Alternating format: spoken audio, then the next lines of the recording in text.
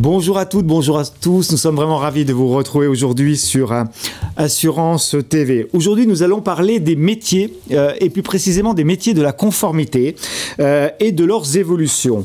Nous allons parler compétences, nous allons parler talent et évolution dans notre secteur de l'assurance. J'ai le grand plaisir de recevoir aujourd'hui Maude Vautrin. Bonjour Maude. Bonjour Jean-Luc. Merci de votre présence sur le plateau d'Assurance TV. Vous êtes directrice de la conformité au sein du groupe Covéa.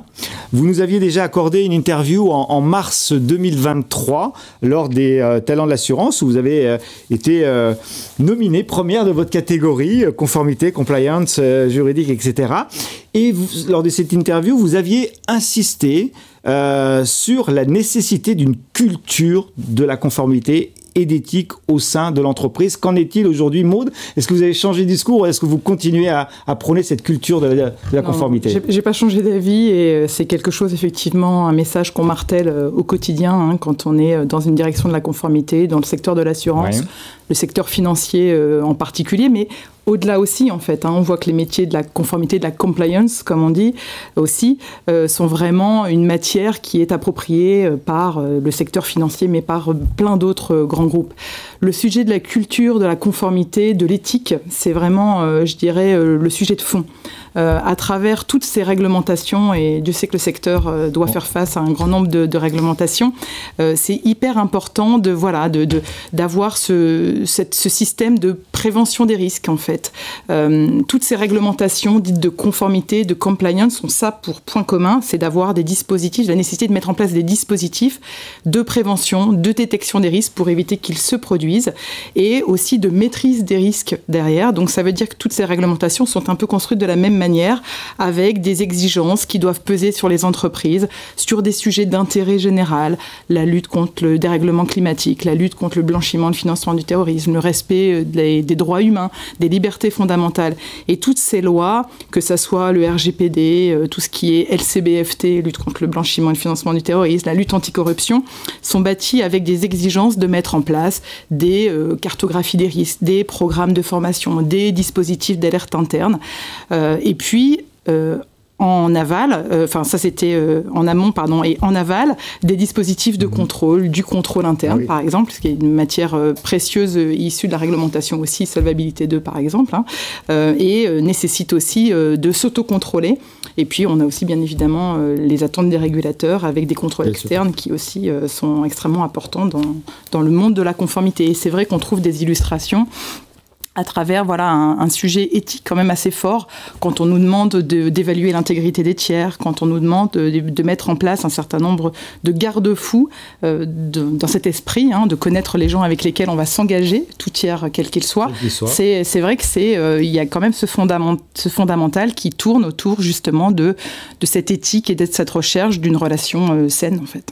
Et la conformité dans l'entreprise, ce n'est pas l'affaire de quelques personnes. Je crois que c'est aussi un des messages que vous aviez fait passer dans cette interview en mars, c'est que ça doit, la théorie du ruissellement, c'est que ça doit effectivement être assez transversal à l'entreprise, c'est ça? En tout cas, c'est ma conviction. C'est vrai que ça ne peut pas être l'affaire que d'une direction, que d'un service qui s'appelle conformité. C'est vraiment nécessaire qu'on puisse... Il y a une impulsion de la direction, probablement, je pense. De la direction générale. La direction générale, pardon. Voilà, oui. Dans beaucoup de réglementations ou d'interventions des régulateurs, vous avez cette impulsion aussi qui doit être donnée par l'instance dirigeante. Et c'est vrai que c'est extrêmement important et précieux dans le discours aussi pour que derrière, à travers toute l'entreprise, tout le groupe, eh bien derrière, on ait des relais au niveau des directions métiers pour justement que ça soit l'affaire de tous. Ça ne peut pas être l'affaire que de quelques-uns. Et c'est vrai qu'au gré du contrôle interne que j'évoquais précédemment ou des contrôles externes, les directions métiers doivent jouer le jeu puisqu'effectivement, on est sollicité dans le cas de vérifier qu'on est bien en conformité avec la réglementation. Justement, Maude, comment c'est perçu, comment c'est vu par les collaborateurs, par les services tous les services de l'entreprise, c'est une citadelle imprenable, la conformité? Alors, ou c'est, le but, c'est que ça ne soit pas une citadelle imprenable, puisque ça doit être l'affaire de tous, justement. Et moi, c'est vrai que... Et comment ils le perçoivent, ces collaborateurs? Alors, avant toute chose, c'est vrai que c'est perçu comme une contrainte. La réglementation, c'est un cadre obligatoire. Donc, quelque part, c'est évident qu'ils attendent... Enfin, quand ils nous voient arriver, il y a effectivement ce sujet qui est de dire, oh là là, ils vont encore nous parler de nouvelles contraintes, de nouvelles exigences. Ils voient ça comme une contrainte. Oui, mais maintenant, on vit avec. Enfin, je veux dire, la réglementation, elle a toujours existé. De toute façon, la profession de l'assurance. On ne peut pas faire autrement, quoi. Voilà, la profession de l'assurance est quand même une profession très réglementée. C'est plus important depuis un certain nombre d'années, même si on a toujours parlé, enfin moi depuis que je travaille dans l'assurance, on a toujours parlé du foisonnement réglementaire, on a parlé même à un moment de l'avalanche réglementaire, et donc c'est vrai qu'il faut, enfin je veux dire c'est quand même accepté par tous, mais c'est vrai que on vit quand même un certain nombre de crises, c'est évident, et c'est vrai que on est toujours dans cette ligne de crête à la recherche de le pragmatisme, le respect de la réglementation, les contraintes et les ressources, et le respect de ses exigences, avec aussi toujours une ambition de compétitivité et de performance. Donc il faut effectivement trouver moyen de comprendre les contraintes du métier, de comprendre l'écosystème dans lequel on va graviter pour trouver la manière de décliner ces réglementations de manière pragmatique et de manière adaptée. Alors c'est pas toujours évident, mais on cherche vraiment un partenariat avec les directions métiers. Ouais. Et c'est là, en cela, que je disais, ça ne peut pas être l'affaire que de quelques-uns. On fait pas, en tout cas moi ce que j'impulse, ce n'est pas une conformité un peu ex cathedra avec des principes qui viennent d'en haut. Le but, c'est de faire adhérer le métier. Et puis, parce qu'on a besoin d'eux aussi. Quand on doit évaluer, je reprends cet exemple-là, l'intégrité d'un tiers avec lequel on va s'engager contractuellement, tout ne peut pas passer non plus par une direction de la conformité. Il faut qu'on s'appuie aussi sur les directions métiers qui, en plus, eux, sont au contact de ces parties prenantes et qui sont aussi capables de collecter la bonne donnée pour bien s'assurer dans une première approche que ce tiers, eh bien, on peut s'engager avec lui. Et il faut vraiment raisonner au tiers au sens large du terme et pas uniquement client, d'ailleurs, dans les réglementations actuelles. Alors, vous évoquez des mots forts, foisonnement, avalanche, je ne sais pas si c'est vos mots, mais en tout cas, on voit que la réglementation, il y a les réglementations sectorielles, il y a les réglementations transsectorielles, françaises, européennes, etc. Enfin, il y a quand même une matière. De texte, oui. Et vous avez de l'expérience dans la fonction. Comment vous voyez ça aujourd'hui? Alors, c'est vrai que vous le dites à juste titre. Ce qu'on peut voir, c'est qu'au départ, on avait quand même des réglementations qui étaient très portées sur le secteur. On parlait beaucoup de protection de la clientèle et c'est vrai, distribution, on était très branchés sur notre cœur de métier. Et puis, au gré des réglementations, on a commencé à happer beaucoup plus d'autres sujets. La lutte contre le blanchiment et le financement du terrorisme, la protection des données, la lutte anticorruption, le devoir de vigilance. Et puis là, tout le train qu'on voit aussi arriver autour de la durabilité. À peu près, on tope à peu près une douzaine d'initiatives réglementaires. Le digital. L'IA peut-être. L'IA aussi. Certainement même. Il y a tout le cadre aussi européen, nécessité d'avoir l'écosystème en place face aux GAFAM, etc. Et puis il y a aussi effectivement des textes qui vont nous impacter aussi sur l'accès aux données des véhicules, la partie IA, comme vous le soulignez à juste titre, ou rendre éthique d'ailleurs l'IA. Et donc là aussi, probablement, il y aura un rôle à jouer par les directions de la conformité, mais pas que. Il y aura les directions métiers qui vont vouloir recourir à tel dispositif. Ouais. Et en quoi je vais utiliser ce système d'IA en particulier, parce qu'il est peut-être plus éthique, plus respectueux. Et en tout cas, il faudra que dans le système que je vais utiliser, j'ai vérifié un certain nombre de garde-fous, d'une certaine manière. Donc, oui, tous ces sujets créent effectivement un foisonnement. Il faut les articuler. Il faut les articuler les unes avec les autres. Il faut faire de la pédagogie, je suppose, à longueur de journée, non, pour expliquer. Oui, beaucoup vulgarisation, pédagogie, exactement. Et puis se rendre accessible. Et c'est vraiment quelque chose qu'on cherche. Il y a aussi un autre phénomène, c'est donc une multiplicité d'autorités aussi. On a un certain nombre d'autorités suivant les réglementations qui ne sont pas forcément toujours les mêmes. Et puis, on a aussi un mouvement qui est aussi l'application des lois et l'extraterritorialité de la norme. On l'a bien vu avec tous les trains de sanctions, embargo, toutes les sanctions internationales qu'on doit appliquer, avec des réglementations américaines qui s'appliquent très largement, et puis aussi parfois des réglementations européennes qui s'appliquent à l'inverse aussi plus largement et au-delà du territoire de l'Union européenne. Donc tout ça... Voilà, ça fait un peu peur quand même. Non, je plaisante. Mais c'est pas simple, effectivement, parce qu'il faut articuler tout ça. Il faut articuler tout ça et ça me fait penser à une question, c'est l'évolution du métier, ou des compétences, je sais pas. Est-ce que ça nécessite aussi une évolution voilà, des métiers, des compétences liées à ces enjeux de conformité qui sont divers et variés. Oui. Alors c'est vrai qu'à la base, on a quand même beaucoup de juristes de formation au sein des directions de la conformité, parce que lié au respect de la réglementation, il y a quand même besoin d'un ADN et d'avoir des ressources quand même qui sont calées. On a besoin de ressources qui sont capables de passer d'une réglementation à une autre. Donc il faut effectivement un bon bagage. C'est intéressant aussi d'avoir des juristes qui ont gravité dans le groupe d'assurance parce que c'est parce que c'est toujours l'application d'une réglementation transsectorielle à un certain secteur d'activité. Bien sûr. Et donc quand on connaît les activités, c'est plus simple. Mais le juriste de formation, c'est pas uniquement ça qu'on cherche. C'est des gens qui ont aussi une expérience du groupe, qui viennent de direction produit, qui font du contrôle interne aussi, parce que ça aussi c'est un gros sujet de plus en plus important. Donc des gens qui ont l'expérience du contrôle, c'est extrêmement important.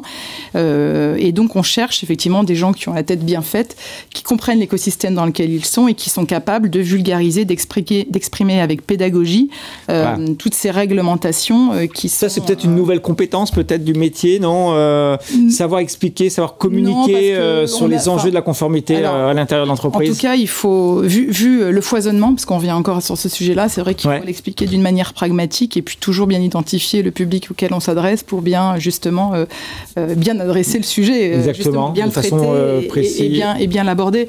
Mais c'est vrai que voilà, on a besoin de beaucoup de rigueur aussi dans notre métier, parce que c'est un métier très formaliste, donc ça aussi c'est une compétence que je cherche. Par exemple, on a besoin effectivement d'être proactif, ça c'est vraiment un sujet, la direction de la conformité, on a vraiment besoin de porter un certain nombre de messages. Alors c'est par la culture de l'éthique et de la conformité, mais c'est aussi voilà, par cette nécessité d'aller vers le métier en disant bon bah coucou, il y a une nouvelle réglementation à appliquer, on a besoin de toi, mais bon on va y aller. Voilà. Mais voilà, parce que c'est une de plus parfois, et c'est vraiment perçu comme ça, et c'est vrai qu'il faut avoir cette proactivité, avoir aussi de l'assertivité, parce qu'il faut plaider le sujet et puis aussi laisser le métier s'exprimer et bien entendre ses contraintes. Et c'est vrai qu'il y a vraiment une souplesse de réflexion. Moi j'ai des collaborateurs, on jongle beaucoup d'une réglementation à l'autre, même si j'ai aussi des pôles spécifiques, parce que par exemple la matière LCBFT, la matière protection des données, la matière maintenant éthique des affaires aussi nécessite aussi des expertises vraiment pointues. Donc, avec peut-être des spécialistes dans ces verticales-là, non ? Voilà, il y a de tout. Chez moi, j'ai de l'horizontal, plutôt transverse, lié aussi à ce qu'on appelle la fonction clé conformité ou sans solvabilité 2. On parle encore d'une autre réglementation, parce que c'est aussi une mission qui est réglementée. Et puis, un peu plus aussi de verticalité sur des dispositifs spécifiques, mais qui ont parfois des points communs. Sur l'IA, par exemple, est-ce qu'il y a une verticale particulière en termes de compétences il y en aura sans doute une par le règlement européen sur l'intelligence artificielle, justement, parce qu'il y a un texte qui arrive justement pour placer de l'éthique, donc ça veut dire qu'effectivement on va avoir aussi une auto-évaluation, ou en tout cas on va devoir se poser un certain nombre de questions avant de travailler avec telle ou telle IA, ou de développer de telle ou telle IA. Donc forcément derrière on va rechercher des compétences qui sont plus pointues, et en tout cas qui comprennent techniquement aussi l'écosystème que ça représente. Les enjeux dans l'univers dans lequel ils évoluent. Exactement. Et puis l'IA, on l'utilise aussi en conformité, parce que pour le coup, dans le foisonnement... Ça va vous servir, ChatGPT, ou pas ? Alors, on s'en sert aujourd'hui, je peux vous donner un exemple très concret, on s'en sert aujourd'hui sur, par exemple, tout ce qui est traitement lié à la lutte contre le blanchiment et le financement du terrorisme, et le gel des avoirs en particulier, parce qu'on nous demande de filtrer beaucoup de tous nos clients, en fait, au quotidien, et de développer des outils d'approximation orthographique, etc. Et donc, on se sert de l'intelligence artificielle, par exemple, sur ces traitements d'alerte. Voilà. Et on voit aussi arriver de plus en plus d'outils justement pour nous aider à avancer dans ce foisonnement réglementaire, un peu plus nous aider dans la veille et dans, entre guillemets, une première analyse. Ça n'empêchera pas qu'il faudra regarder dans le détail, mais voilà, une première analyse. Donc on voit effectivement que l'IA peut aider la conformité. Écoutez, Maud Vautrin, merci d'avoir partagé non seulement vos convictions, mais la réalité en fait des tâches en cours et de l'évolution de votre métier. C'était un moment très agréable. Merci de votre présence. Merci de m'avoir permis de parler de la conformité. Je vous précise à tous, ça fait partie d'une fonction clé quand même dans l'entreprise du secteur de l'assurance, donc on ne pouvait pas ne pas commencer cette séquence par la conformité. Je précise à tous que le succès des talents de l'assurance 2023 fait que nous renouvelons ce dispositif en 2024. Je vous rappelle que l'objectif, c'est vraiment de mettre en lumière le capital humain du secteur de l'assurance et de toutes ses fonctions importantes. C'est en mars 2024, nous allons fêter les talents. Vous pourrez le voir sur notre site talentdelassurance.com. À très bientôt. Merci Maude. Merci Jean-Luc. À très bientôt sur Assurance TV.